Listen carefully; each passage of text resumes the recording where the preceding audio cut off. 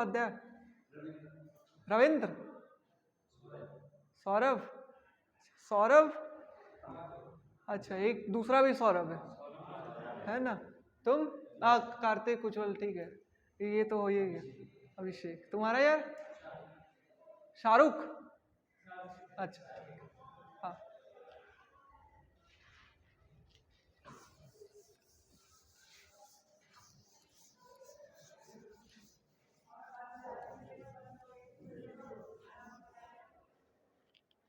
Next thing is income velocity of demand.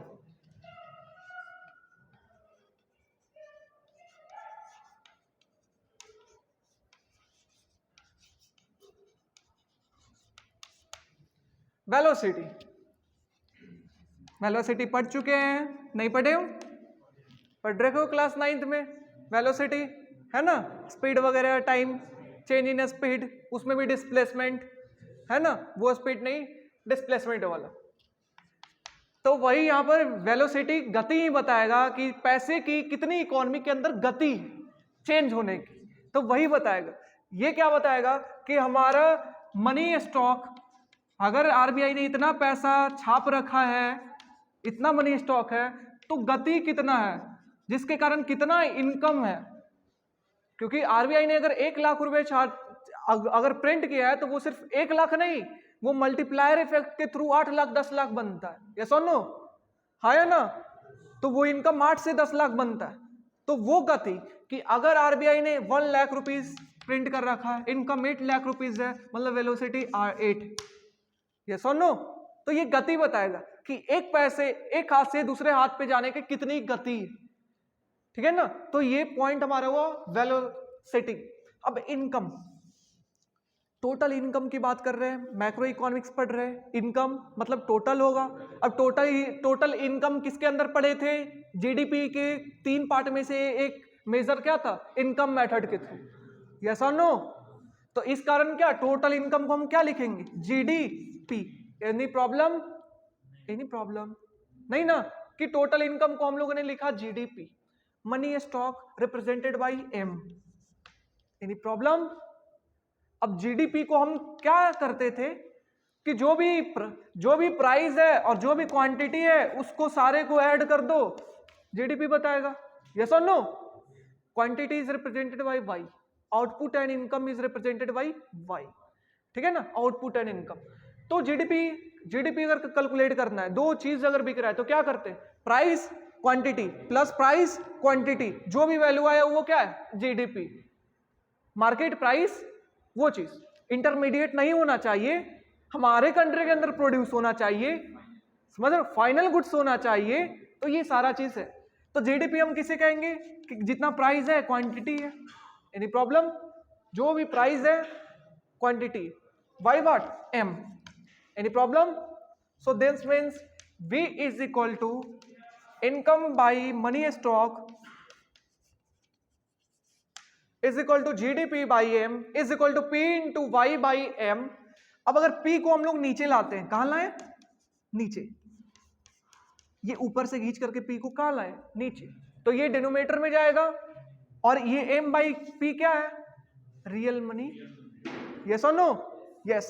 अगर हम लोग डिमांड की बात कर रहे हैं तो यहां पे रियल मनी डिमांड है। Any problem? That is represented bye L। कोई दिक्कत? L से रिप्रेजेंट कर रहा है क्या? Money demand, real money demand. और रियल मनी डिमांड किसके ऊपर डिपेंड करता है? एक तो इंटरेस्ट रेट, एक इनकम। Any problem? समझ रहे हैं? अब सपोज हम मान लेते हैं कि y की वैल्यू, तो हमारा अभी तक क्या निकल के आ गया? v is equal to Y by L I Y, यही ना आया? v is equal to Y by L I Y bracket में।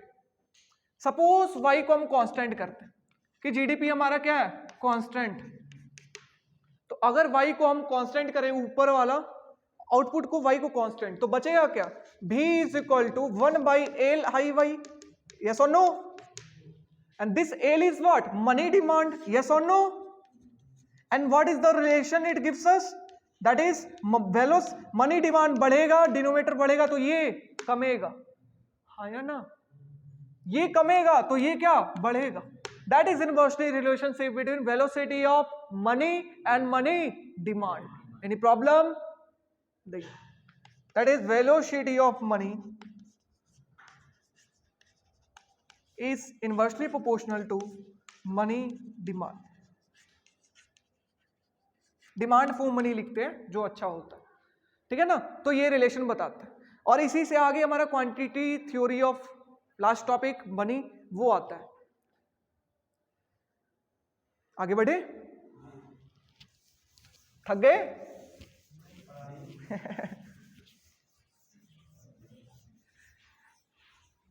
सही बोलूं तो मुझसे जो भी पढ़ता है ना वो थक जाता है,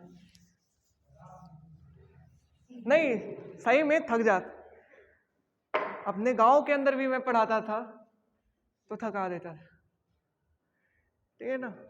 हाँ हाँ, मैं वो बताऊंगा लेक्चर्स के अंदर, लेक्चर्स के बाद थोड़ा सा बताऊंगा, पहले ही इसे कंप्लीट कर ले। तो ये अब हमारा आता है क्वांटिटी थ्योरी ऑफ मनी।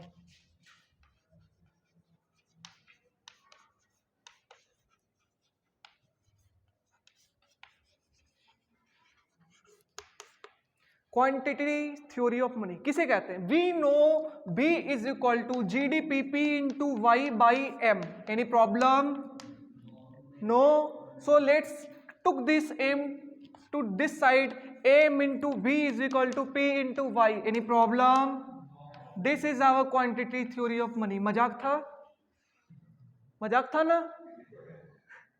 इसलिए this is our quantity theory of money, ठीक है।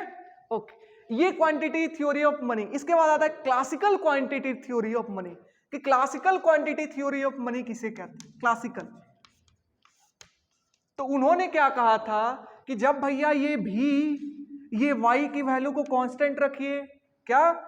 Take v and y as constant. v और y को मैं क्या रखूं? कांस्टेंट। तो ये दोनों क्या हो गया? फिक्स। तो m इज इक्वल टू क्या बच रहा है? t। इसका मतलब क्या बता रहा है कि जितना चेंज होगा मनी के अंदर उतना ही चेंज होगा प्राइस के अंदर। Getting my point? तो ये बता रहा है change in money, change in money is proportionate to change in price level.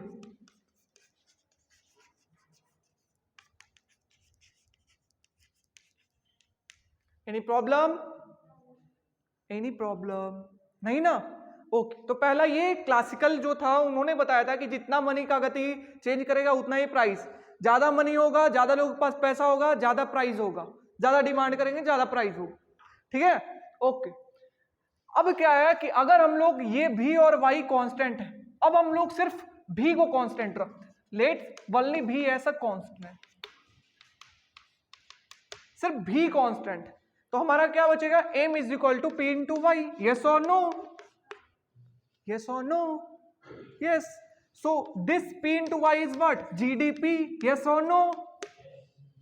इसका मतलब क्या कि जितना मनी चेंज करता है उतना ही GDP चेंज करेगा। Getting my point? कि जितना मनी चेंज करता है उतना ही GDP चेंज करेगा, ठीक है। समझ में आ रहा है? ठीक है। Okay, so this is not end of the chapter. मैं जब नोट्स बना रहा था तो हाँ, तो जब मैं नोट्स बना रहा था